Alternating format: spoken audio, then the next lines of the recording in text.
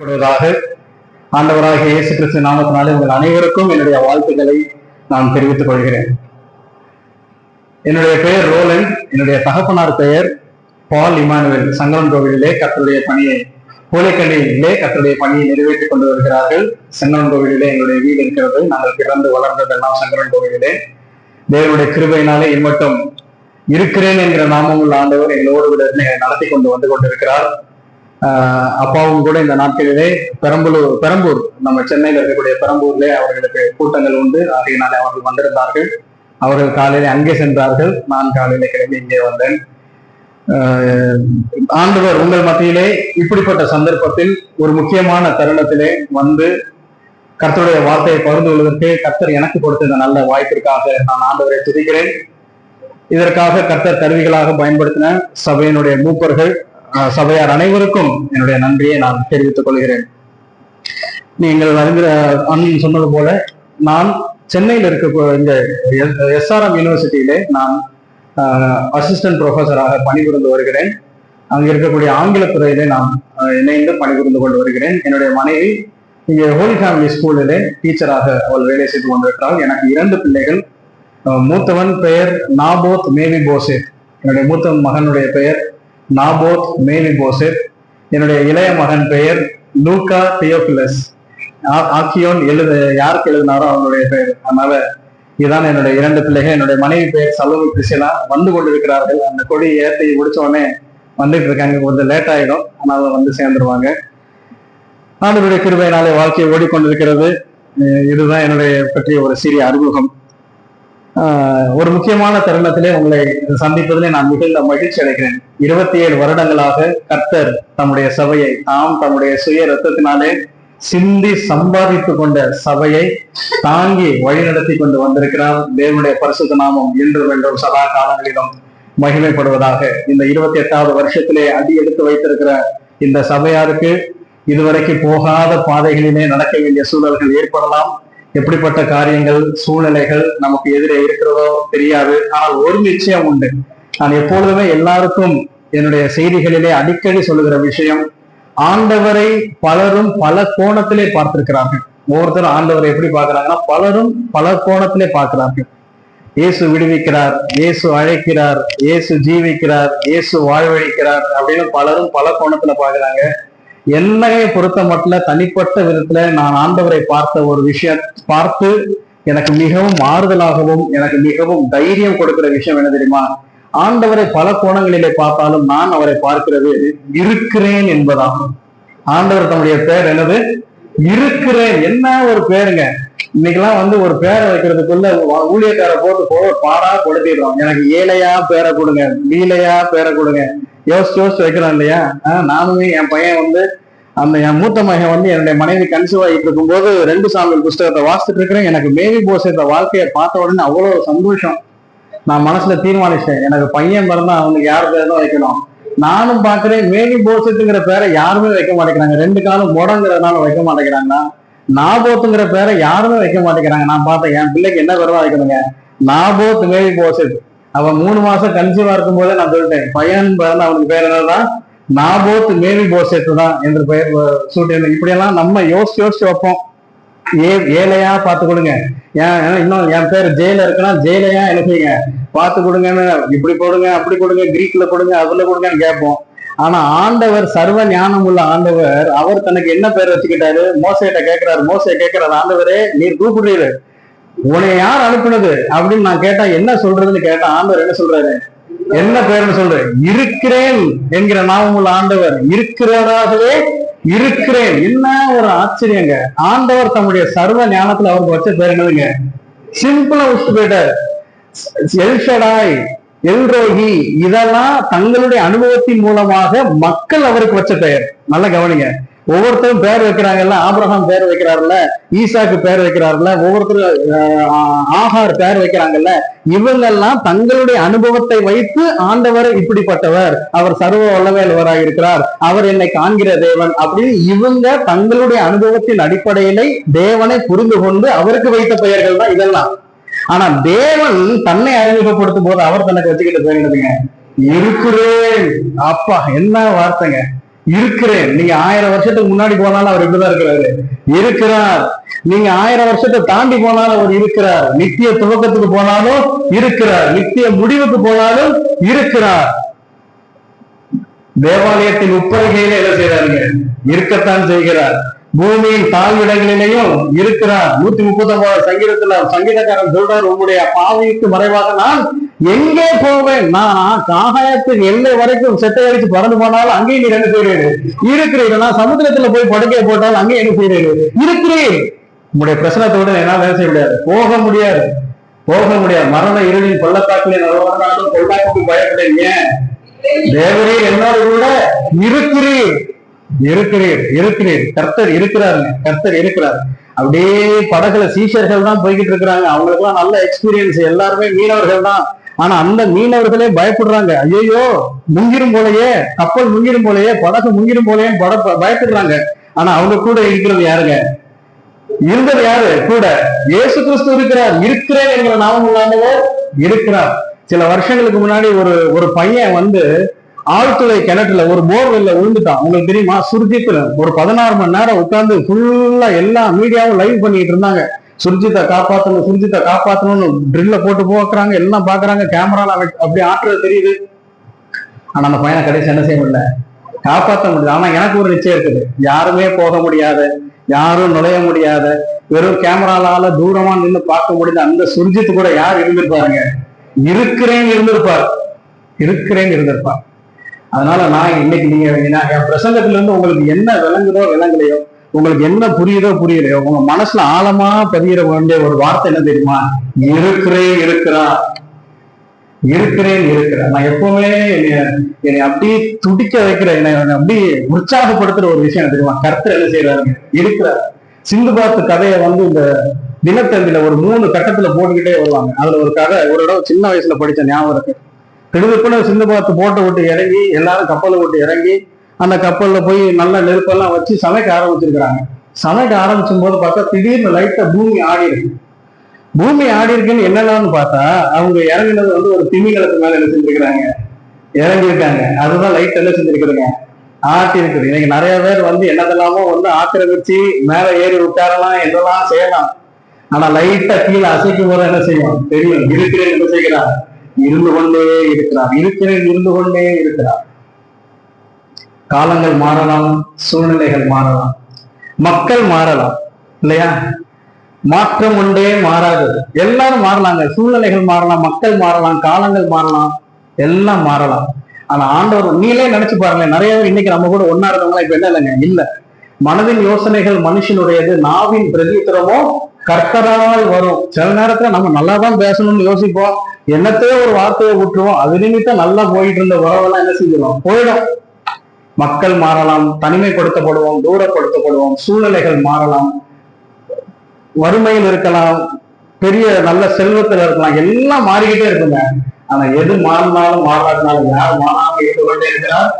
இருக்கிறேன். அப்படியேதான் இருக்கிறார். அன்னைக்கு என்னைக்கு ரட்சிக்கப்பட்ட அன்னைக்கு நான் அவரை பார்க்கும்போது என்னை எதே அன்போட பார்த்தாரோ அதே அன்போட தான் இருக்கிறாரு.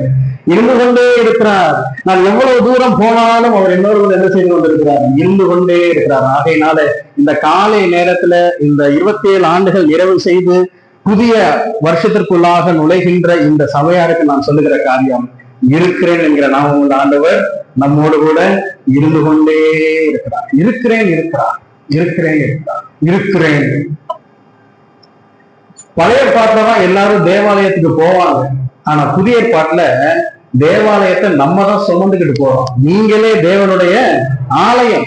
ஆமா, என்னைக்கு ஒரு மனுஷன் ரட்சிக்கப்படுறானோ அன்னைக்கே அவன் உலகளாவிய சபையில இணைந்து விட்டான். நல்ல கவனிங்க. தேவன் ரட்சிக்கப்படுகிறவர்களை அனுதினமும் சபையில் சேர்த்து கொண்டு வந்தார். அப்போஸ்தலர்ல படிக்கிறோம்ல, அது என்னது? ஒரு மனுஷன் ரட்சிக்கப்படுறான், இயேசு கிறிஸ்து சொந்த ரட்சகராக ஏற்றுக்கொண்டான் அப்படின்னாலே உலகம் ஃபுல்லா இருக்கிற எல்லா சபையும் சேர்த்து மொத்தமா அதுக்கு என்ன பேர் தெரியுமா? உலகளாவிய சபை. அதுக்கப்புறம் அன்றாடம் தேவன் சபைக்குன்னு சில நியமங்களை கொடுத்திருக்கிறார்ல, ஒரு உள்ளூர் சபை எப்படி செயல்படணும்னு சொல்லி இருக்கிறார்ல, அதையெல்லாம் பின்பற்றுவதற்காக கர்த்தர் அங்கங்க உள்ளூர் சபையில வைக்கிறாரு. அப்படி இணைக்கப்பட்டு நம்ம எல்லாரும் ஒவ்வொரு உள்ளூர் சபையில போய்கிட்டு இருக்கிறீங்க. நீங்க பல்லாவரத்துல இருக்கிறீங்க, நான் எங்க இருக்கிறேங்க? ஒக்கியம்பேட்டையில இருக்கிறேன். உலகளாவிய சபை, உள்ளூர் சபை. அப்போ இதுல இருந்து நான் சொல்ல வர்ற விஷயம், ஒரு மனுஷன் ரட்சிக்கப்பட்ட உடனே கர்த்தர் எங்க கொண்டு போய் சேர்க்கிறாருங்க? உலகளாவிய சபையில சேர்க்கிறாரு. இப்போ தற்காலிகமாக கொஞ்ச நாளைக்கு இங்க இருக்கிற நாட்கள் வரைக்கும் ஆண்டவர் எங்க சேர்த்துட்டு இருக்கிறாரு? உள்ளூர் சபையில சேர்த்துட்டு இருக்கிறாரு. அந்த சபையில இது ஒரு சபை, இதுக்குள்ள நம்ம வர்றோம் கிடையாது. நாம தான் யாருங்க? சபை. தேவ பிரசனத்தை நாம தான் என்ன செஞ்சுட்டு வரோம்? சுமந்துகிட்டு வரோம். கூடி வந்திருக்கிற நாம் தான் என்னதுங்க? சபை. சபை நாம் தேவனுடைய ஆலயம். நமக்கென்று கர்த்தர் ஒரு பாதையை வைத்திருக்கிறார். அந்த எல்லையை நாம் என்ன செய்ய வேண்டும்? அடைய வேண்டும். ஆகவே அப்படிப்பட்ட எண்ணங்களுக்கு நேராக வழிநடத்தக்கூடிய ஒரு வார்த்தையை தான் இந்த முதல் செய்தியிலே நான் பகிர்ந்து கொள்ள விரும்புகிறேன். என்னோடு கூட சேர்ந்து கொண்டு திருப்பிக் கொள்ளுங்கள். அப்போஸ்தலனாகிய பவுல் கொரிந்தியருக்கு எழுதின முதலாம் நிருபம் கொஞ்சம் என்னோடு கூட நீங்கள் கவனமாக பார்க்க வேண்டும் என்று விரும்புகிறேன். அதிகமான காரியங்களை சுருக்கமாக வேகமாக சொல்லி முடிக்க விரும்புகிறேன். அதனாலே கொஞ்சம் எனக்கு நீங்கள் ஒத்துழைப்பு கொடுக்க வேண்டும் என்று நான் அன்போடு கூட கேட்டுக்கொள்வேன். 1 கொரிந்தியர் 9ஆம் அதிகாரம் அதனுடைய 24 முதல் 27 வரையுள்ள வசனங்களை நாம் சேர்ந்து வாசிக்கலாம். எல்லாரும் பைபிள் எடுத்துக்கொள்ளலாம். புதிய ஏற்பாட்டிலே 235வது பக்கம் 1 கொரிந்தியர் 9 24 முதல் 27 வரை சேர்ந்து வாசிப்போம். பந்தய சாலையில் ஓடுகிறவர்கள் எல்லாரும் ஓடுவார்கள், ஆகிலும் ஒருவனே பந்தயத்தை பெறுவான் என்று அறிவீர்களா? நீங்கள் பெற்றுக்கொள்ளத்தக்கதாக ஓடுங்கள். பந்தயத்திற்கு போராடுகிற யாவரும் எல்லாவற்றிலேயும் இச்சை அடக்கமாய் இருப்பார்கள். அவர்கள் அழிவுள்ள கிரீடத்தை பெறும்படிக்கு அப்படி செய்கிறார்கள், நாமோ அழிவில்லாத கிரீடத்தை பெறும்படிக்கு அப்படி செய்கிறோம். ஆதலால் நான் நிச்சயம் இல்லாதவனாக ஓடேன், ஆகாயத்தை அடிக்கிறவனாக சிலம்பம் பண்ணேன். மற்றவர்களுக்கு பிரசங்கம் பண்ணுகிற நான் தானே ஆகாதவனாய் போகாதபடிக்கு என் சரீரத்தை ஒடுக்கி கீழ்ப்படுத்துகிறேன். அருமையான தேவனுடைய பிள்ளைகளே, இந்த வசனங்களை நீங்கள் ஏராளமான முறை வாசித்திருப்பீர்கள், தியானித்திருப்பீர்கள். என்றாலும் இதை வாசிக்கும் பொழுது கர்த்தர் எனக்கு வெளிப்படுத்தின சில உண்மைகளை மாத்திரம் வேகமாக நான் உங்களிடத்துல சொல்லி கொண்டு போக விரும்புகிறேன். இந்த வசனத்தை வாசிக்கும் போதே நமக்கு சில உண்மைகள் தெரியும். என்ன? கிறிஸ்தவ வாழ்க்கை ஓட்டத்தை அப்போஸ்தலனாகிய பவுல் ஒரு ஓட்டத்திற்கு என்ன செய்கிறார்? ஒப்பிட்டு சொல்லுகிறார். என்ன சொல்லுகிறார்? 24வது வசனத்திலே, பந்தய சாலையிலே ஓடுகிறவர்கள் எல்லாரும் ஓடுவார்கள், ஆகிலும் ஒருவனே பந்தயத்தை பெறுவான் என்று அறிவீர்களா? ஆகையால் நீங்கள் பெற்றுக்கொள்ளத்தக்கதாக ஓடுங்கள். இதுல ஒரு சின்ன விஷயம் நம்ம எல்லாருக்குமே நல்லா தெரியும். கிறிஸ்தவ வாழ்க்கை ஒரு ஓட்டம். ஓட்டத்தை, நல்ல போராட்டத்தை போராடினேன், ஓட்டத்தை முடித்தேன்னு பவுல் சொல்லுகிறதை பார்க்கிறோம். எபிரேயர்ல வாசிக்கும் போது, மேகம் போன்ற இத்தனை திரளான சாட்சிகள் நம்மை சூழ்ந்து கொண்டிருக்கிற பாரமான யாவற்றையும், நம்மை சுற்றி நெருங்கி இருக்கிற பாவத்தையும் தள்ளிவிட்டு விசுவாசத்தை துவக்கிறவரும் முடிக்கிறவருமாகிய இயேசுவை நோக்கி நமக்கு நியமிக்கப்பட்ட ஓட்டத்திலே பொறுமையோட ஓடக்கடவும். அப்ப இதெல்லாம் வாசிக்கும் போது நமக்கு ஒரு விஷயம் நல்லா தெரியுது. கிறிஸ்தவ வாழ்க்கை என்பது ஓட்டம். ஆனா உலகத்துல இருக்கக்கூடிய ஓட்டத்துக்கும் கிறிஸ்தவ ஓட்டத்துக்கும் வித்தியாசம் இருக்கு. என்ன வித்தியாசம் இருக்கு? இந்த வசனத்துல ஒரு அருமையான குறிப்பு வருது. என்னது? எல்லாரும் ஓடுவாங்க, ஆனா பந்தயத்தை பரிச பெறுறது யாரு? ஒருவன் தான். கிறிஸ்தவ வாழ்க்கை அப்படி கிடையாது. கிறிஸ்தவ வாழ்க்கை அப்படி கிடையாது. ஏன் அப்படி கிடையாது? உலகத்துல எல்லாருக்கும் ஒரே ட்ராக், ஒரே டிஸ்டன்ஸ். அவங்களுக்கு ஒரு ட்ராக் இருக்கும், பட் அந்த ஃபீல்டு என்னதாங்க? ஒரே ஃபீல்டு, ஒரே டிஸ்டன்ஸ். யார் முன்னாடி வராங்களோ அவங்களுக்கு தான் எழுதுங்க பரிசு. இப்படிப்பட்ட ஓட்டம் ஒருவேளை விசுவாசிகளுக்கு ஆவிக்குரிய வாழ்க்கையில கர்த்தர் வச்சிருந்தாருன்னா நம்ம என்ன யோசிப்போம்? என்னதான் முக்கினாலும் யாரு கடைசியில அந்த யாரு ஃபர்ஸ்ட் போய் பிடிக்கிறாங்களோ அவங்களுக்கு தான் என்ன செய்ய போகுது? பரிசு கிடைக்க போகுது. அவங்களுக்கு தான் பந்தயம் கிடைக்க போகுது. என்னத்தை முக்கி கழுதை எண்ணத்தையும் ஓடுவோம். அப்படிதான் நம்ம என்ன செய்வோம்? ஓடுவோம். அப்படி இல்லை. கிறிஸ்தவத்தை பொறுத்த மட்டும், நமக்குடைய ஆவிக்குரிய ஓட்டத்தை பொறுத்த மட்டும், எபிரேயர்ல நம்ம 12வது அதிகாரத்துல 1வது வசனத்தை இப்ப வாசிச்சாலே மனப்பாடமா சொன்னோம் இல்லையா? என்னது? நமக்கு நியமித்திருக்கிற ஓட்டம். நல்ல கவனிங்க. ஒவ்வொருத்தருக்கும் கர்த்தர் என்ன செஞ்சிருக்கிறாங்க? ஒரு ஓட்டத்தை வச்சிருக்கிறார். நல்ல கவனிங்க. உலக ஓட்டத்துக்கு நமக்குள்ள ஓட்டத்துக்கு என்ன வித்தியாசம்? உலக ஓட்டத்துல எல்லாருக்கும் பொதுவான ஓட்டம். யாரு முதல்ல வர்றாங்களோ அவங்களுக்கு தான் என்னதுங்க? பரிசு, பந்தயம். ஆனா கிறிஸ்தவத்தை பொறுத்த மட்டும் ஆவிக்குரிய ஓட்டத்தை போட்டுல நம்ம எல்லாருக்குமே என்ன பொதுவான ஓட்டம் கிடையாது. பொதுவான இலக்குகள்னு சில விஷயத்த கர்த்தர் நமக்கு வச்சிருக்கிறாரு. ஆனா அது போக ஒவ்வொரு தனி மனிதனுக்கும் கர்த்தர் என்ன வந்திருக்கிறாருங்க? ஒரு ஓட்டத்தை நியமித்திருக்கிறார். அதனால்தான் எபிரேயர்ல வாசிக்கிறோம், நமக்கு நியமித்திருக்கிற ஓட்டம். உலகத்தை பொறுத்த மட்டும் யாரு ஃபர்ஸ்ட் போய் அடைகிறாங்களோ அவங்களுக்கு தான் என்னதுங்க? பரிசு. ஆனா இங்க நமக்கு நியமித்திருக்கிற ஒரு ஓட்டத்திலே எப்படி ஓடக்கடவும்? பொறுமையோட ஓடக்கடவும். அப்போ இங்க ஃபர்ஸ்ட் யாரு வர்றாங்க அப்படிங்கிறத மேட்டர் கிடையாது. கரெக்டா யார் வராங்க அதுதான் முக்கியம். ஃபர்ஸ்ட் யார் பண்றாங்க, ஃபர்ஸ்ட் யார் முடிக்கிறாங்க அப்படிங்கிறது விஷயம் கிடையாது. சட்டப்படி மல்யுத்தம் பண்றாங்க, இல்லைன்னா அவருக்கு என்ன செய்யப்பட மாட்டான். வாசிக்கிறோம் வசனத்துல ஒருவன் சட்டத்தின்படி மல்யுத்தம் பண்ணாவிட்டால் அவன் முடிசூட்டப்படான். வாசிக்கிறோம் இல்லையா? அப்போ வசனத்தின்படி தேவன் நமக்கு கொடுக்கப்பட்டிருக்கிற நியமத்தின்படி நம்ம என்ன செய்யணுங்க, ஓடணும். சோ உலகத்தை பொறுத்த மட்டும் ஒரே ஓட்டக்களம், ஆனால் ஆவிக்குரிய ஓட்டம் ஒவ்வொருவருக்கும் நியமிக்கப்பட்டிருக்கிறது.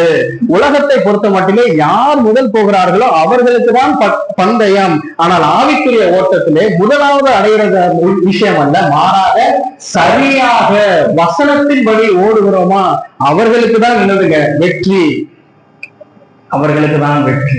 பொறுமையோட நமக்குன்னு கர்த்தர் என்ன செஞ்சிருக்கிறார், நியமத்தை ஓட்டத்தை நியமித்திருக்கிறார். நம்ம எல்லாருக்குமே பாதைகள் வெவ்வேறு. என் ஓட்டம் வேற, உங்களுடைய ஓட்டம் வேற. என்னுடைய ஓட்டத்துல நான் கர்த்தருக்கு உண்மையா சரியா உத்தமமா ஓடிக்கிட்டே இருக்கணும். நீங்க உங்களுடைய ஓட்டத்துல கர்த்தருக்கு நியமித்தபடி சரியா உத்தமமா என்ன செஞ்சுக்கிட்டே இருக்கணுங்க, ஓடிக்கிட்டே இருக்கணும். இந்த ஓட்டத்தை பெறுவதற்கு அவர் ஒரு சூத்திரத்தை, ஒரு ரகசியத்தை, ஒரு ஃபார்முலாவை சொல்றாரு. என்ன சொல்றாரு, பெற்றுக்கொள்ளத்தக்க ஓடணுமா, அப்படி ஓடுறதுக்கு நம்ம என்ன செய்யணுமா, 25வது வசனத்துல அவருடைய ஃபார்முலாவை சொல்றாரு. என்ன சொல்றாரு, 1 Corinthians 9:25 வாசிக்கலாம். பந்தயத்திற்கு போராடுகிற யாவரும் எல்லாவற்றிலேயும் இச்சையடக்கம் உள்ளவர்களா இருப்பார்கள். இச்சையடக்கமா இருப்பார்கள். ஏதோ ஒன்றில் இரண்டில் அல்ல, மாறாக எல்லாவற்றிலேயும். சரி, அடுத்த வார்த்தை சொல்றாரு, அவர்கள் அழிவுள்ள கிரீடத்தை பெறும்படிக்கு அப்படி செய்கிறார்கள், நாமும் அழிவில்லாத கிரீடத்தை பெறும்படிக்கு அப்படி செய்கிறோம். அப்ப நல்லா கவனிங்க, கிரீடத்தை பெறணும்னா நமக்கு ஒரு சின்ன விஷயம் இருக்குது. என்ன செய்யணும், எல்லாவற்றிலேயும் இச்சையடக்கம் உள்ளவர்களா இருக்க வேண்டும். இந்த எல்லாவற்றிலும் இச்சையடக்கம் உள்ளவர்களா இருக்க வேண்டும் சொல்லிட்டுதான் கீழே என்ன சொல்றாரு, 27 வசனத்துல, மற்றவர்களுக்கு பிரசம் பண்ணுகிற நான் தானே ஆகாதவனாய் போகாதபடிக்கு என் சரீரத்தை ஒடுக்கி கீழ்படுத்துகிறேன். இங்கிலீஷ்ல போட்டிருக்கு, என் சரீரத்தை அடிச்சு என்ன செய்யறேன், கீழ்படுத்துறேன். என் சரீரத்தை என்ன செய்யறேன், அடிச்சு கீழ்படுத்துறேன். எதுக்கு, பந்தயத்தை என்ன செய்யணும், பெறணும். பந்தயத்தை பெறணும்னா எல்லாவற்றிலும் என்ன செய்யணுங்க, இச்சை அடக்கம் உள்ளவனா இருக்க வேண்டும். அப்படி சொல்லிட்டுதான் அதை எக்ஸ்பிளைன் பண்ண ஆரம்பிக்கிறாரு 10வது அதிகாரத்துல இருந்து. நல்ல கவனிங்க, பேதுரு அப்போஸ்தலனாகிய பவுல் இதை எழுதும் போது அதிகாரம் 1 அதிகாரம் 2ன்னு அவர்கிட்ட செய்யல, எழுதல. பின்னாட்கள்ல பரிசுத்தவான்கள் அதை பிரிச்சாங்க. இதை எக்ஸ்பிளைன் பண்றதுக்கு தான் பின்னாடி 10வது அதிகாரத்துல இஸ்ரவேல் ஜனங்களை மேற்கோள் காட்டுறாரு. என்ன சொல்றாரு, இப்படி இருக்க சகோதரரே, நீங்கள் எவைகளை அறிய வேண்டும் என்றால், நம்முடைய பிதாக்கள் எல்லாரும் மேகத்துக்கு கீழாய் இருந்தார்கள். அதே வசனத்துல கடைசி 2 வார்த்தை, வழியாய் நடந்தார்கள். 2வது வசனம், எல்லாரும் ஞான ஸ்நானம் பண்ணப்பட்டார்கள். 3வது வசனம், எல்லாரும் புசித்தார்கள். 4வது வசனம், எல்லாரும் குடித்தார்கள். 5வது வசனம் ரொம்ப முக்கியம், அப்படி இருந்தும் அவர்களில் அதிகமான பேர்களிடத்தில் தேவன் பிரியமாய் இருந்ததில்லை. அதனால அவங்க என்ன செய்யப்பட்டார்கள், கடைசி வார்த்தை, அழிக்கப்பட்டார்கள். என்னெல்லாம் செஞ்சாங்க, ஏன் தேவன் பிரியமா இருக்கல, 6வது வசனம், அவர்கள் இச்சித்தது போல நாமும் பொல்லாங்கானவைகளை இச்சியாதபடிக்கு. அப்ப அவங்க இச்சித்தாங்க. 7வது வசனத்துல கடைசி வாசிக்கிறோம், அவங்க விக்கிரக ஆராதனைக்காரர் ஆனது போல நீங்களும் ஆகாதிருங்கள். 8வது வசனத்துல, அவர்கள் வேசித்தனம் பண்ணினது போல நீங்களும் வேசித்தனம் பண்ணாதிருங்கள். 9வது வசனம், அவர்கள் பரீட்சை பார்த்தது போல நீங்களும் பரீட்சை பாராதிருங்கன்னு இந்த உதாரணத்தை சொல்றேன். நல்ல கவனிங்க, இதெல்லாம் ஏன் சொல்றேன்னா, பாயிண்ட் என்ன, பெற்றுக்கொள்ளத்தக்கதாக என்ன செய்யணும், ஓடணும். அப்படி பெற்றுக்கொள்ளத்தக்கதாக ஓடணும் என்ன செய்யணும், எல்லாவற்றிலேயும் இச்சை அடக்கம் உள்ளவர்களா இருக்கணும். அப்படி இடக்கம் இல்லாததுனால என்னெல்லாம் பிரச்சனை நடந்துச்சுங்கிறதா 10வது அதிகாரத்துல என்ன செய்யறாரு சொல்றாரு. அப்படி நம்ம இச்சை அடக்கம் உள்ளவர்களா இருக்கணும்னா சரீரத்தை அடக்கி ஒடுக்கி என்ன செய்யணுமா, கீழ்படுத்தணும்னு சொல்றாரு. இப்ப இந்த இடத்துலதான் நான் என்னுடைய முக்கியமான குறிப்புகளை நான் சொல்ல விரும்புகிறேன். என்னென்ன விஷயங்கள் அப்படின்னா, பொதுவா இச்சை அடக்கம்னா நமக்கு என்ன மனசுல தோணுது சொல்லுங்க, ஆசைகளை அடக்குறது. கரெக்ட். பொதுவா நமக்கு என்னதுங்க, இச்சை அடக்கம். இச்சைனால என்னது, ஒன்றின் மீது தீராத ஆசை. இதை அடைஞ்சே ஆகணும், இதை என்ன செய்யணும், அடைஞ்சே ஆகணும் அப்படிங்கிற தீராத ஆசை. இதை என்ன செய்யணும், அடக்கணும் அப்படின்னு நம்ம நினைக்கிறோம். இதுதான் இச்சை அடக்கத்தை பொறுத்த மட்டும் நமக்கு யூஸ்வலா மனசுல இருக்கக்கூடிய ஒரு புரிந்து கொள்ளுதல். சரீர இச்சை, மண்ணாசை, பொன்னாசை, பெண்ணாசை, இது மேல ஒரு தீராத ஆசை, எப்படியாச்சும் இந்த வீட்டை வாங்கிடணும், இந்த ப்ராப்பர்ட்டியை வாங்கிடணும், எப்படியாகிலும் இந்த பெண்ணை அடைந்து விட வேண்டும், எப்படியாகிலும் இந்த இடத்தை வாங்கிடணும், நம்ம அந்த ஒரு ஒரு ஆசை இருக்கு பாத்தீங்களா, ஒரு வெறி இருக்குது பாத்தீங்களா, அததான் நம்ம என்ன நினைக்கிறோம், இச்சைன்னு நினைக்கிறோம். அதன் மீது உள்ள அடக்கத்தை தான் இச்சை அடக்கம்னு சொல்றோம் நினைக்கிறோம். ஆனா நல்லா கவனிங்க, இந்த இடத்துல இச்சை அடக்கம்னு போட்டிருக்கிறையா, இச்சை அடக்கம்ங்கிறதுக்கு இங்கிலீஷ்ல போட்டிருக்கிற வார்த்தை செல்ஃப் கண்ட்ரோல். என்னதுங்க? Self control. செல்ஃப் கண்ட்ரோல் அப்படின்னா ஏதோ ஆசைகளை மட்டும் அடக்குவதல்ல, எல்லாத்துலயும் எப்படி இருக்கணும், கண்ட்ரோல்டா இருக்கணும். ஓட்டத்தை கரெக்டா ஓடி பந்தயத்தை பெறணும்னா எப்படி இருக்கணுங்க, எல்லாத்துலயும் கண்ட்ரோல். அது என்ன எல்லாத்துலயும் கண்ட்ரோல்? உங்களுக்கு புரியுற மாதிரி இப்ப நான் சொல்றேன், நல்லா கவனிங்க. இச்சையினால விழுங்குறது வேற, இச்சை அடக்கம் இல்லாததுனால விழுகிறது வேற. நான் சொல்ல உங்களுக்கு புரியலையோ? இப்ப நான் உங்களுக்கு உதாரணம் சொல்றேன், உங்களுக்கு நல்லா புரியுங்க, நல்லா கவனிங்க. நான் சொல்றத நல்ல கவனமா புரிஞ்சுக்கோங்க. இச்சையினால் விழுவது வேற. நமக்கு என்ன நினைக்கிறோம், இச்சையினாலே ஒரு ஸ்திரீயை இச்சையோடு பார்க்கிற எவனும் அவரோட விபச்சார செயலாயிற்று. இது ஒரு காம உணர்வு, ஒரு சைவத்தின் மீது ஒரு ஈர்ப்பு, இந்த இச்சை இதை அடக்கணும் அப்படின்னு நம்ம நினைக்கிறோம். இச்சித்து விழுகிறது வேற, கட்டுப்பாடு இல்லாம விழுகிறது வேற. அதாவது இச்சை அடக்கம் இன்மையினால விழுகிறது வேற. இதை நான் உங்களுக்கு புரிய வைக்கிறேன். இச்சித்த விழுகிறது யாரெல்லாம் அப்படியே நம்ம வேதாகமத்துல இருந்து ஒரு சின்ன அப்படியே சர்வே எடுத்து பார்ப்போம். முதல்ல வெரி குட். தாவீது எப்படி விழுந்தாரு? இச்சித்து விழுந்தார்.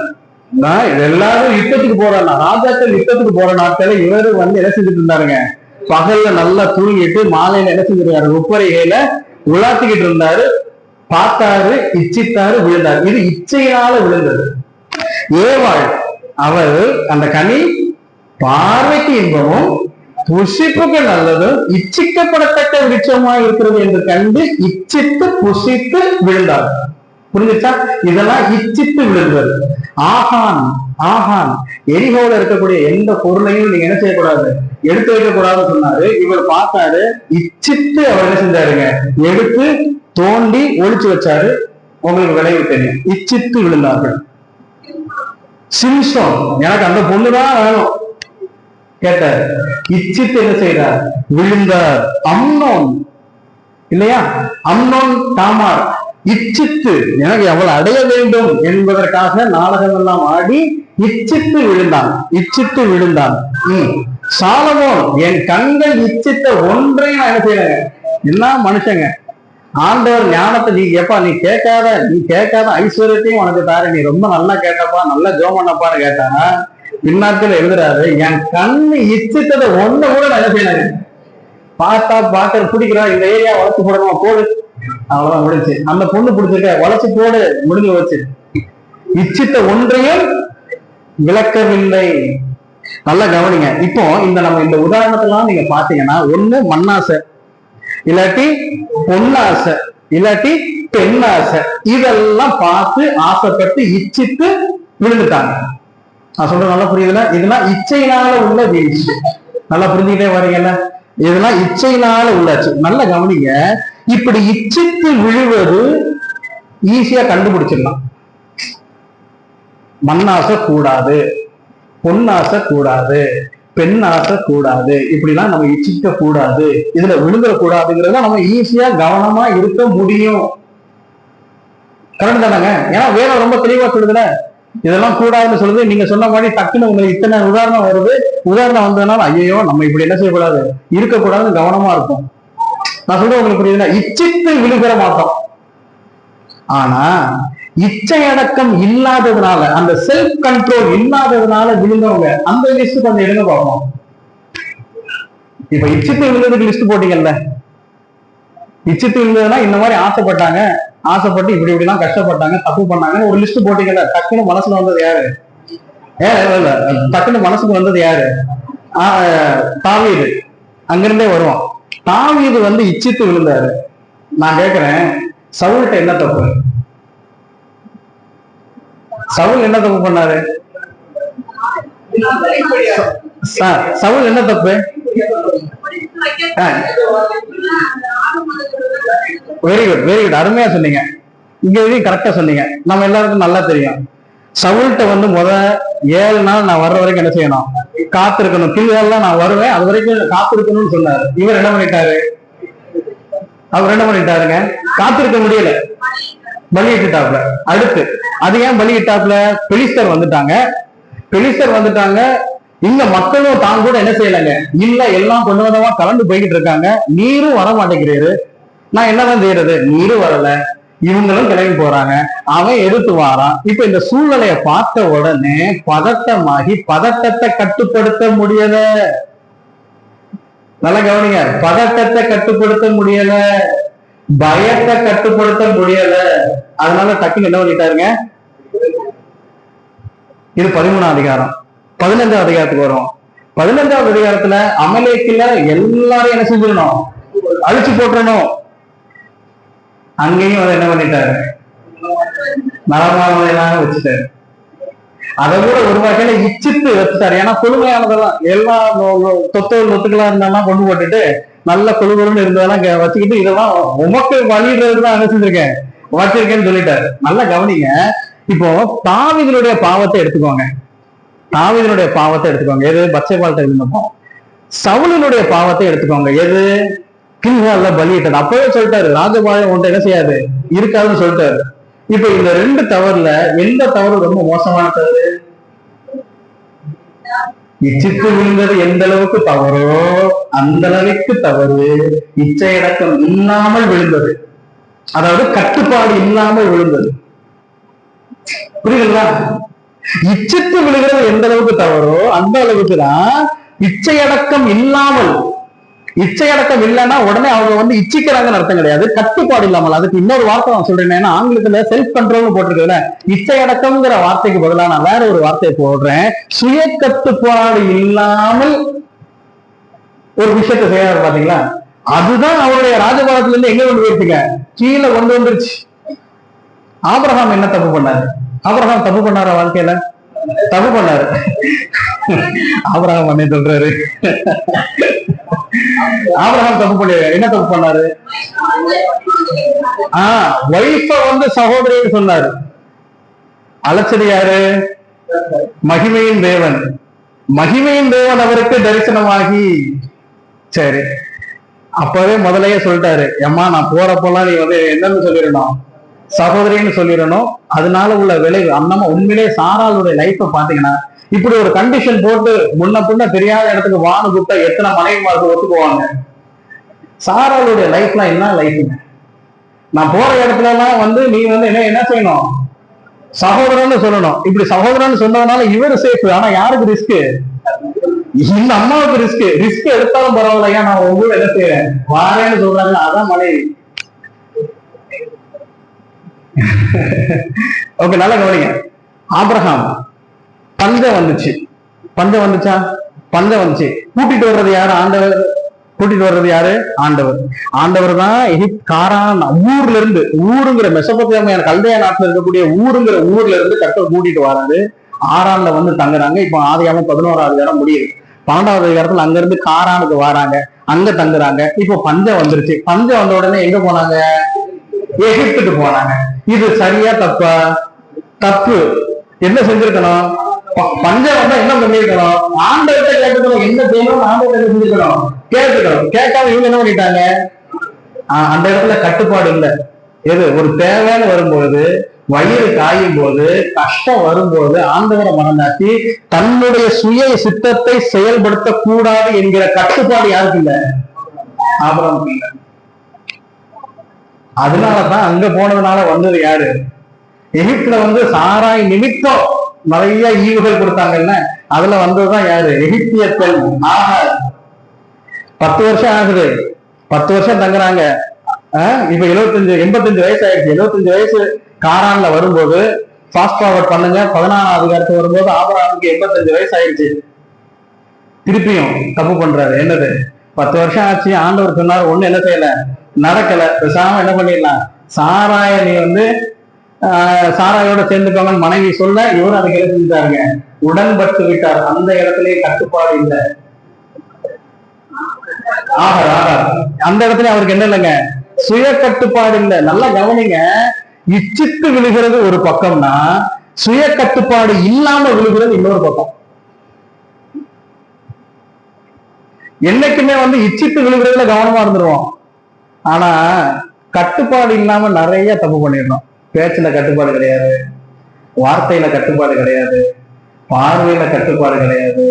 ஒரு விஷயத்துல நம்முடைய ஒரு ஒரு ஒரு ஒரு ஒரு ஒரு விஷயத்த முன்னின்று செய்யற விஷயத்துல என்ன கட்டுப்பாடு இல்லை. இதெல்லாம் ரொம்ப யோசிக்கணும், ரொம்ப ரொம்ப யோசிக்கணும், ரொம்ப யோசிக்கணும். இச்சித்து விழுவது குறைவு, ஆனால் இச்சை அடக்கம் இல்லாமல், அதாவது கட்டுப்பாடு இல்லாமல் பாவத்தில் விழுவது எளிது. அதுல நம்ம ஜாக்கிரதையாவே இருக்கிறது இல்லை. தாவீது இச்சித்து விழுந்தார், சவுல் கட்டுப்பாடு இல்லாமல் விழுந்தார், அடக்கல. ஆபிரகாம் கட்டுப்பாடு இல்லாமல் விழுந்தார். இச்சித்து விழுகிறத பாவம்னு எளிதா கண்டுபிடிச்சிரும். ஒருத்தன் ஒரு பொண்ணை மீது இச்சித்து விழுந்துட்டான், பொன்னாசையில விழுந்துட்டான், மண்ணாசையில விழுந்துட்டான், பணத்தை திருடிட்டான்னா ஈஸியா முத்திரை குத்திடுவாங்க, இச்சித்து விழுந்துட்டான்.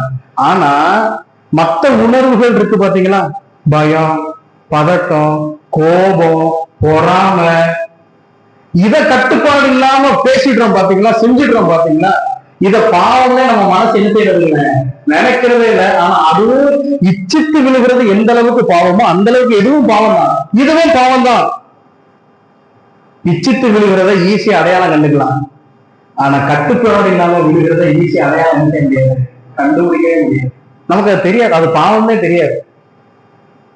ஆபிரகாம் கேட்ட சொல்லுவார், ஆமாங்க பசிக்குதுன்னா எங்க போவாங்க, எங்க சாப்பாடுறது அங்கதான் என்ன செய்ய முடியும், போக முடியும். இது ஒரு பாவமா? பிள்ளை இல்லைன்னா எங்க ஊர் வழக்கத்தின்படி மனைவிட்ட பிள்ளை இல்லையா டக்குனு மறுமனையாட்டின் மூலமா என்ன செய்யணுங்க, பிள்ளை கத்துக்கணும். இது உலக வழக்கங்க, இது ஒரு பாவமா? ஆமா, பாவம். இச்சித்து விழுகிறது மட்டும் பாவம் கிடையாது, கட்டுப்பாடு இல்லாம விழுகிறதும் பாவம். கட்டுப்பாடு இல்லாம விழுகிறதும் பாவம். இச்சை கொள்ளுதலும் பாவம். இன்னொன்னு, இச்சித்து விழுகிறத நியாயப்படுத்த முடியாது. பச்சை பால்கிட்ட விழுந்தத இவர் நியாயப்படுத்த முடியுமா? ஆனா சவுல்கிட்ட கேட்டா அவன் சொல்லுவான், ஆமா நான் ஏன் பலியிட்டேன், நீர் என்ன செய்யல, 7 நாள் காத்திருக்க சொன்னீர், 7 நாள் காத்திருந்தேன், நீர் என்ன செய்யல, வரல. அங்க பெலிஸ்தியர் பார்த்தா சுத்தி வந்துட்டாங்க, இருக்கிற இவனும் என் பக்கத்துல இருக்கிற எல்லாரும் செடிக்குள்ளேயும் அதுக்குள்ளேயும் போய் என்ன செஞ்சுட்டு இருக்காங்க, ஓடி ஒழிஞ்சுக்கிட்டு இருக்காங்க. நம்ம வேற என்னதான் பண்றது அப்படின்னு என்ன செய்ய முடியும்? கட்டுப்பாடு இல்லாமல் செயல்படுவதை, விழுவதை, தப்பு செய்வதை நியாயப்படுத்த முடியும். அதனாலயே கட்டுப்பாடு இல்லாம நம்ம செய்யற தவறுகளை நம்ம தவறாவே என்ன செய்யறது இல்லை, பார்க்கறது இல்லை. நான் சொல்றேன், உங்களுக்கு விளங்குதா? இச்சித்து விழுகிறதெல்லாம் ஒரு கேட்டகரி, ஆனா கட்டுப்பாடு இல்லாம விழுகிறது இன்னொரு கேட்டகரி. இதுல பெரிய பிரச்சனை என்ன தெரியுமா? கட்டுப்பாடு இல்லாம ஏகப்பட்ட விஷயத்த நம்ம செய்யறோம், அதனுடைய விளைவுகளையும் அனுபவிக்கிறோம். ஆனா அது தவறுன்னு நமக்கு என்ன செய்ய மாட்டேங்குது, தெரிய மாட்டேங்குது. கட்டுப்பாடு இல்லாம விழுந்தவங்களை நான் சொல்றேன். சிம்சோன் இச்சித்தும் விழுந்தான், கட்டுப்பாடு இல்லாமலே விழுந்தான். எப்படி சொல்லலாம்? டெல்லியில கேட்கிறான் டெய்லி, ஏங்க உங்க உங்க உங்க சத்துவம் எங்கதான் இருக்கு அப்படின்னோடனே ஒவ்வொரு நாளும் ஒவ்வொரு விஷயத்த சொல்றான். என்னை அந்த கயிறுனால கட்டுங்க, இந்த கயிறுனால கட்டுங்கன்னா அடுத்த நாள் அப்படியே அத்து போட்டு வந்துடுறான். அவ டெய்லி கேட்டுக்கிட்டே இருந்தான். வேற சொல்லுது, சலிப்பாயிருச்சான் அவனுக்கு. அவன் சாகிற வரைக்கும் அவன் மனசு என்ன ஆகி போச்சு, சலிப்பாயிருச்சுன்ட்டு எல்லாத்தையும் அவட்ட போய் உண்மை என்ன செஞ்சான், சொல்லிட்டான். அந்த இடத்துல அவனால சலிப்பை என்ன செய்ய முடியல, கட்டுப்படுத்த முடியல. புரியுதா உங்களுக்கு?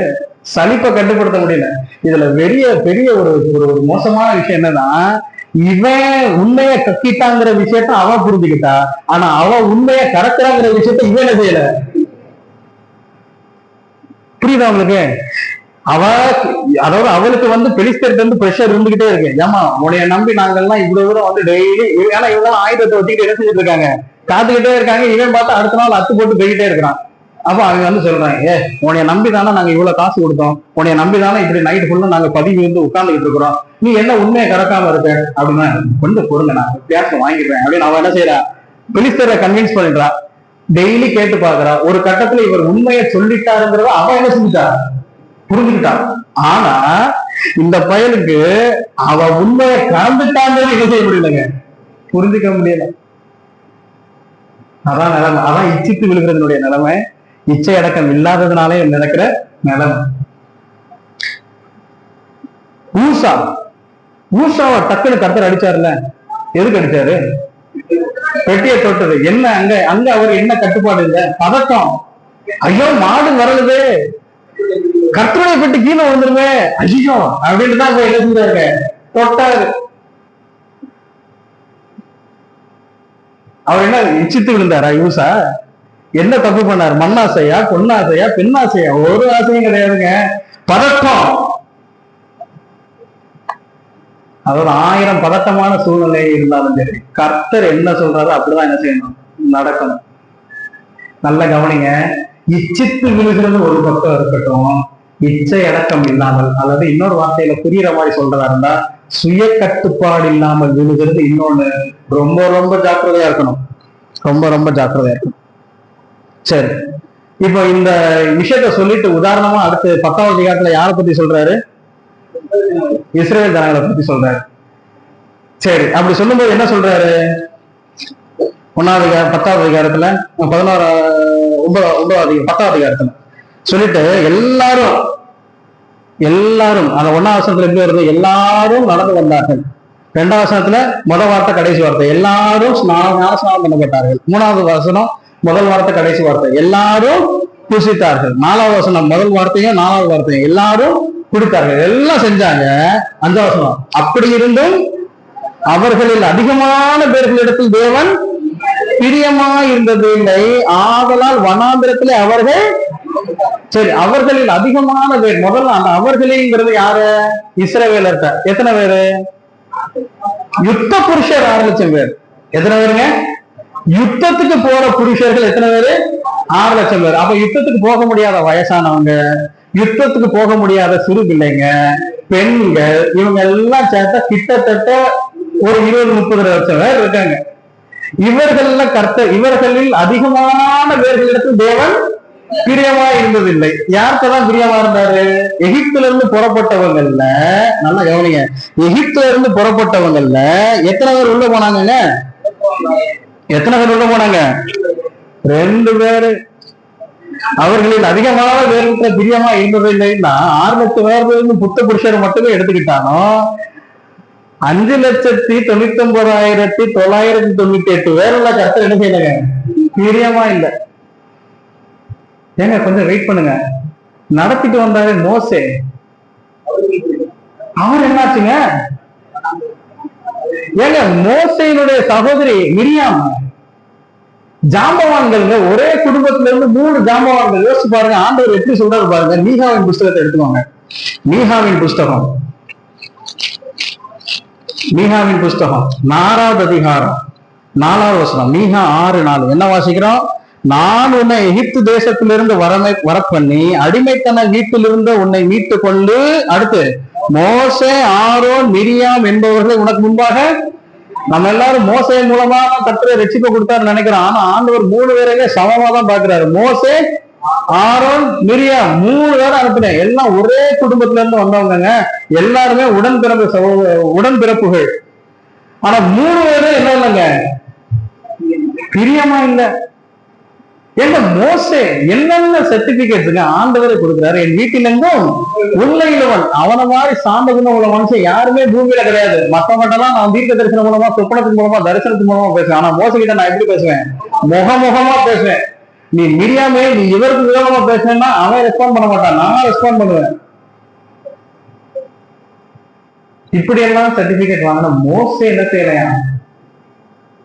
உள்ள போலங்க. எங்க மிரியாம் உள்ள போலங்க, எங்க ஆரோன் உள்ள போலங்க. இவங்க 3 பேர்ட்ட என்னென்ன தவறு இருந்துச்சு தெரியுமா? இவங்க எல்லாம் இச்சித்து விழல. நல்லா கவனிங்க, இச்சித்து விழல. வண்ணாசை கொண்டுட்டாங்க, பெண்ணாசை கொண்டுட்டாங்க, இல்லாட்டி பொன்னாசை கொண்டுட்டாங்க. அப்படிலாம் விழல. எப்படி விழுந்தாங்க? உணர்வுகளை கட்டுப்படுத்த முடியல. மோசை எங்க கட்டுப்படுத்த முடியல? என்ன யோசிச்சு பாருங்க.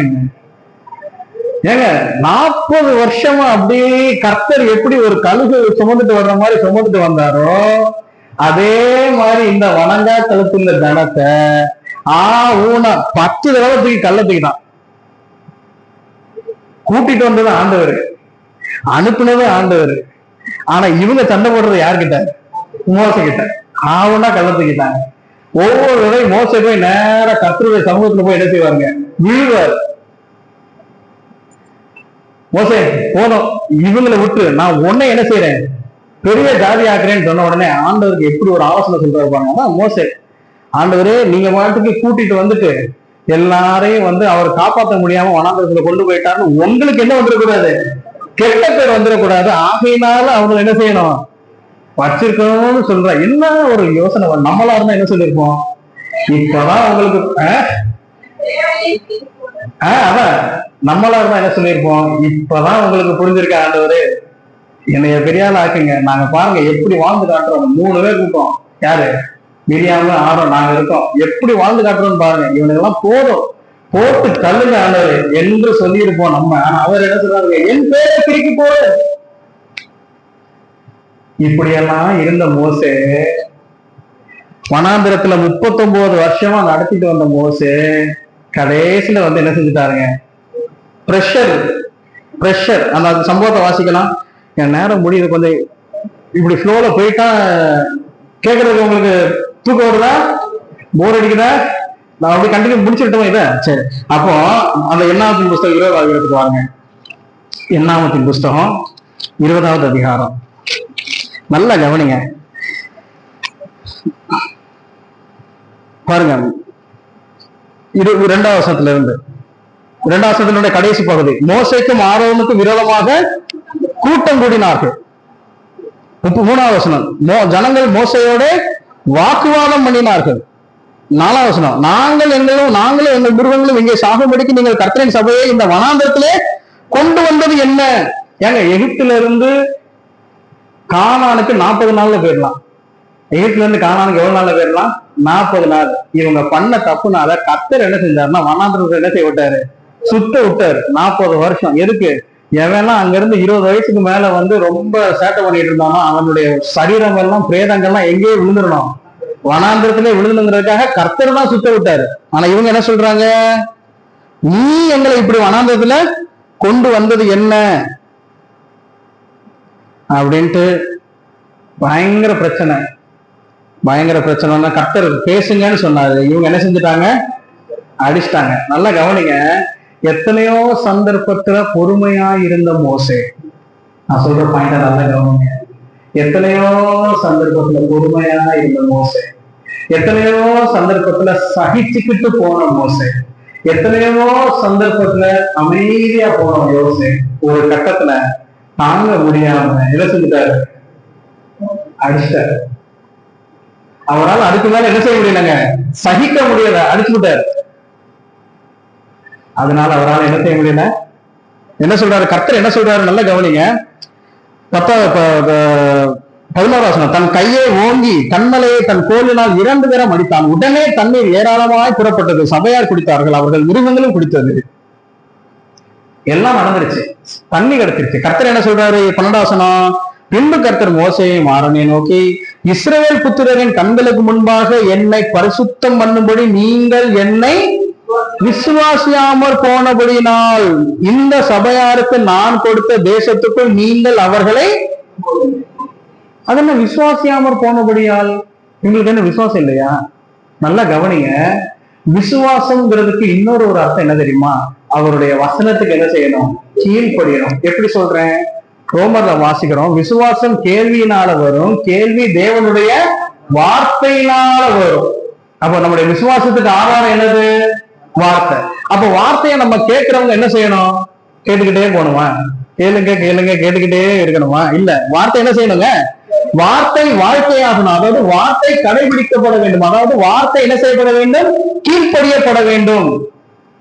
இங்க வார்த்தை என்னது, கண்மலையை பார்த்து பேசு. கண்மலையை பார்த்து பேசுறதுக்கு பதிலா கண்மலையை பார்த்தாரு, ஆனா என்ன செய்யலங்க, பேசல. பகுதியான கீழ்ப்படிதல். பார்த்தாரு, ஆனா என்ன செஞ்சாருங்க, அடிச்சுட்டாரு. அவருடைய வசனத்துக்கு என்ன செய்யல, கீழ்ப்படியல. அவருடைய வார்த்தைக்கு கீழ்ப்படியல. கர்த்தர் சொல்றாரு, நீங்க என்ன செய்ய முடியாது, உள்ள கூட்டிட்டு போக முடியாது. என் அருமையான தேவனுடைய பிள்ளைகளை, ஒரு முக்கியமான பாடத்தை இந்த 28வது வருஷத்துக்குள்ளாக நுழைகிற இந்த சபையாருக்கு நான் சொல்ல விரும்புகிறேன். இச்சித்து விழுவதை விட கட்டுப்பாடு இல்லாமல் நாம் விழுவதற்கு சாத்தியக்கூறுகள் உண்டு. கட்டுப்பாடு இல்லாமல் நாம் செய்கின்ற பல விஷயங்கள் நிமித்தமாக பெரிய பெரிய விளைவுகள் வருவதற்கு வாய்ப்புகள் உண்டு. எவ்வளவோ சகிச்சிட்டோம், எவ்வளவோ தாங்கிட்டோம், எவ்வளவோ பொறுமையா இருக்கட்டும், எவ்வளவோ இன்னும் கொஞ்சம் நாள், இன்னும் கொஞ்சம் நம்ம சைடுல அமைதியா இருக்கும், வெயிட் பண்ணுவோம். கர்த்தர் நமக்காக என்ன செய்வார்? யுத்தம் பண்ணுவார். கர்த்தர் நமக்காக யுத்தம் பண்ணுவார்.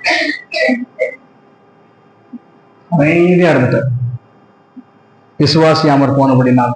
இதை பத்தி சங்கீதக்காரன் எழுதும்போது ரொம்ப அழகா எழுதுவார் பாருங்க. 106வது சங்கீதம், 106வது சங்கீதம், 106வது சங்கீதம். மோசே எதை தெரியுமா கட்டுப்பாடு இல்லாம போயிட்டாரு? 106வது சங்கீதத்துல 32, 33 வசனத்தை வாசிக்கலாம். என்ன வாசிக்கிறோம்?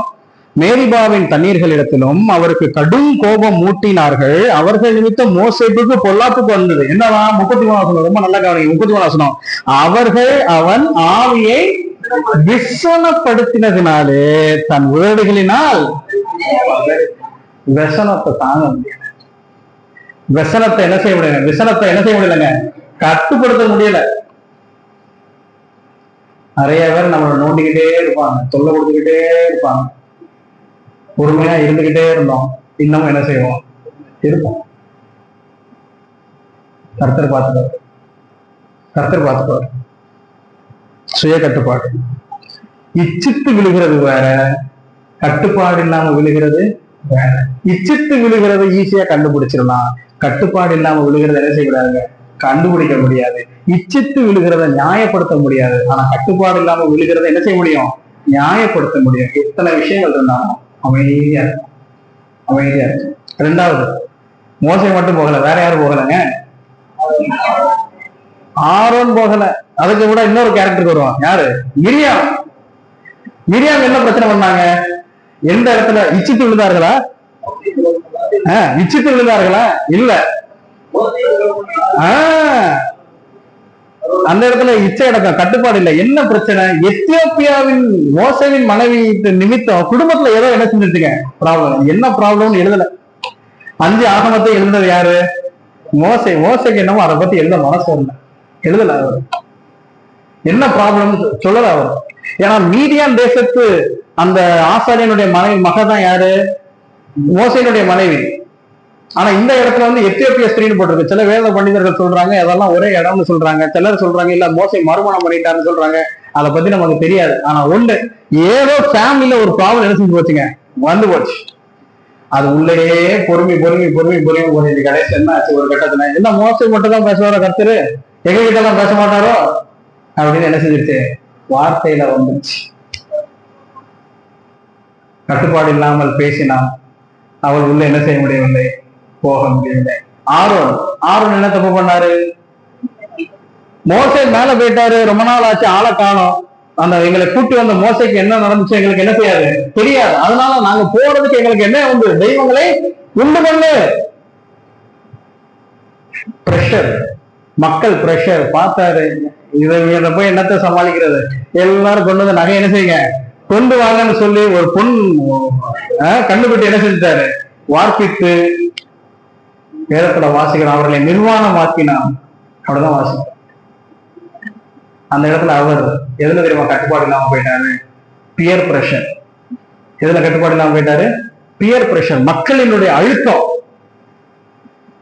நல்லா கவனிங்க. மோசே, மிரியாம், ஆரோன் கூட போகல. இவங்களே தலைவர்களே இப்படின்னா ஜனங்களை பத்தி சொல்லவே வேண்டாம். ஜனங்களை பத்தி என்ன வாசிக்கிறோம்? ஒரு அதிகாரத்தை மட்டும் வாசிக்கலாம். என்னாகமத்தின் புஸ்தகம் 11ஆம் அதிகாரம்.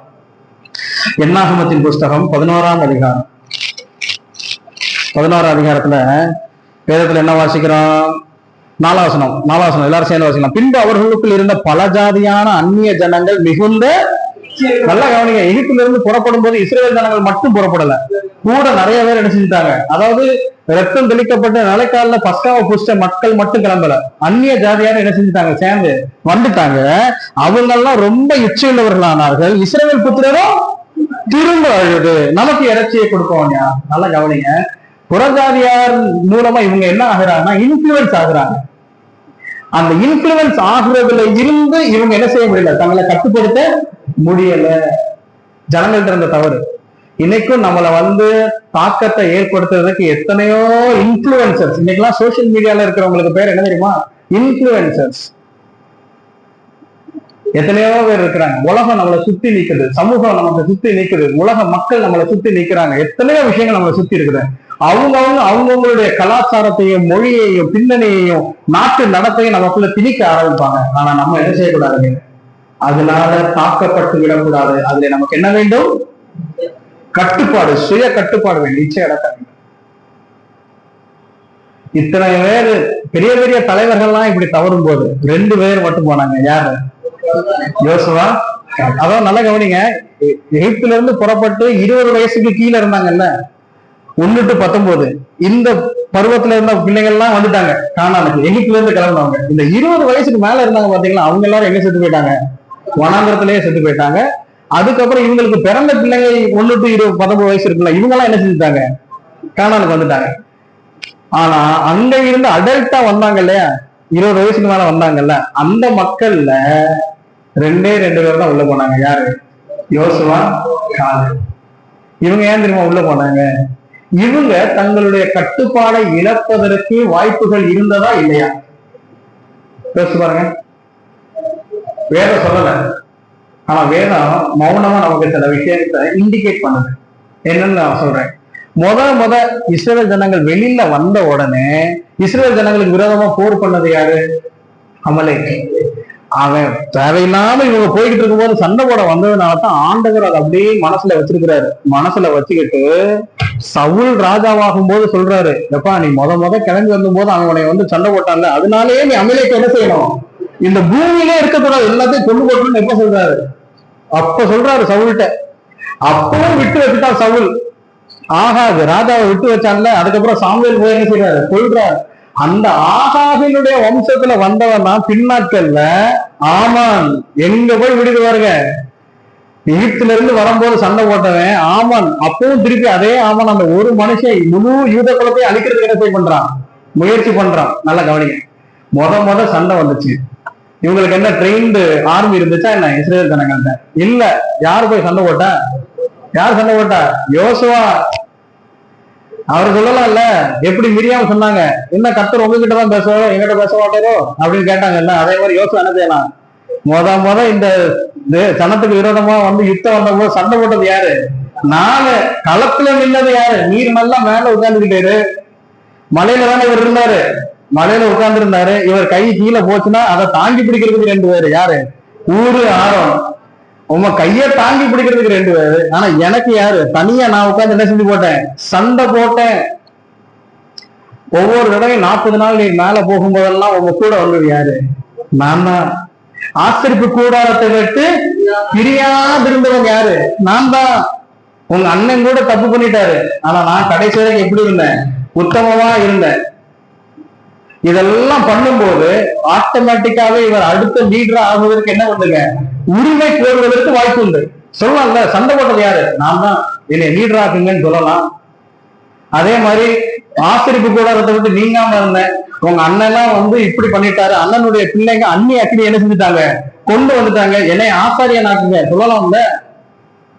ஒருவேளை கோத்திரத்தினால சொல்ல முடியாதுன்னு வச்சுக்கோங்க. ஆனா ஒரு மனுஷன் அவன் என்ன செய்யலாம்? கேட்கலாம். அதெல்லாம் ஒண்ணுமே கேட்கணும். கொடுத்த வேலையில தனக்கு நியமித்திருக்கிற ஓட்டத்திலே பொறுமையா நம்ம உணர்வுகளை தூண்டுறதுக்கு 1000 விஷயம் வரும். ஆனா கொடுக்கப்பட்ட ஓட்டத்திலே பொறுமையா ஓடணும். அத பொறுமையா ஓடுனது யாருங்க? யோசுவா, காலேப். லீடர்ஷிப் நினைச்சா கேட்டிருக்கலாம், கேட்கலாம். பீஸ்ஃபுட்ட நினைச்சா கேட்டிருக்கலாம், கேட்கல. அடுத்து நான் ஏதாச்சும் பேசியிருக்காங்க. இந்த யாத்திராகமத்தில இருந்து யோசுவா வரைக்கும் யோசுவாவினுடைய லீடர்ஷிப்பாக அவன் பேசினதாக ஒண்ணுமே இல்லைங்க, பெருசா ரெக்கார்டு இல்லை. கர்த்தருடைய தாசனாகிய மோசே மரித்த பின்பு கர்த்தர் யோசுவாட்ட என்ன செய்யறாரு? சொல்றாரு, இப்போ நான் உன்னோட கூட இருப்பேன், கலங்காதே, திகையாதே, நீ போகும் இடம் நான் உன்னோடு கூட வாழ்வேன். ஏற்ற காலத்தில் உயர்த்தும்படிக்கு அவருடைய பலத்த கைக்குள் அடங்கி இருக்க வேண்டும். அதே மாதிரிதான் காலேப், யோசுவா, காலேப் அவர்கள் இச்சித்தும் விழவில்லை, சுய கட்டுப்பாடு இல்லாமலும் விழவில்லை. தங்களுக்கு நியமித்திருக்கிற ஓட்டத்திலே பொறுமையாக ஓடினார்கள். அவர்கள் பொறுமையை இழப்பதற்கான வாய்ப்புகள் வந்தது. அதிலேயும் எப்படி இருந்தார்கள்? அமைதியாக இருந்தார்கள். கர்த்தர் அவர்களை எங்க கொண்டு போய் சேர்த்தார்? வாக்குத்தத்தம் பண்ணப்பட்ட தேசத்திலே கொண்டு போய் சேர்ந்தார். அருமையான தேவனுடைய பிள்ளைகளை நமக்கு நியமித்திருக்கிற பொறுமையோட ஓடப்படுவோம். எல்லாவற்றிலேயும் இச்சை அடக்கம் உள்ளவர்களாக இருப்போம். அப்படிப்பட்ட கிருபையிலே தேவன் நம்மை நடத்துவாராக. இந்த புதிய ஆண்டிலேயும் கர்த்தர் தாமே இருக்கிறேன் என்கிற நாம நாங்கள் சபையாரோடு கூட இருந்து நடத்துவாராக. தேவனை நாம இருக்கிறதாக.